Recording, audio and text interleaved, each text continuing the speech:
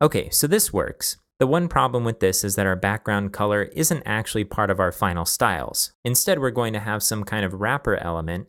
If we go back to our design, we see it right here, and that's going to set the background for us. So just like we did to add a background color to our written by our team section, let's add a wrapper around this heading and apply the background color to that.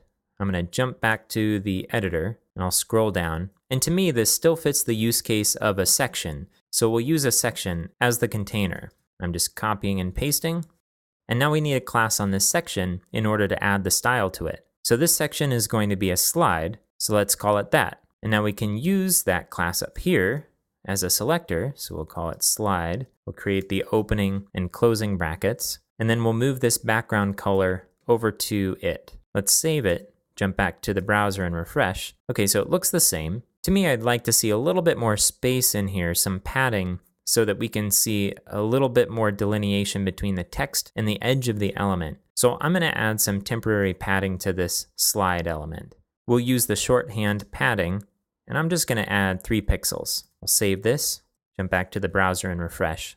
All right, so this also displays some additional styles that we'll need to override. For example, we know that there's not going to be a border. I'm going to do a split screen here with Photoshop. We can see that there's no border under here. And if we zoom in a bit to get it to full size, it seems like we definitely don't want this much space between the heading and the text below it or the element below it. And we don't know anything about what we should have above it because there's no element above it here. So here's some additional styles that we'll need to override. Let's play with this in the browser. I'll select this element. I'll make sure that our H2 class is selected here. And we're going to want to change the border. And we'll use the border shorthand property, which we haven't used before, in order to reset all of the border styles.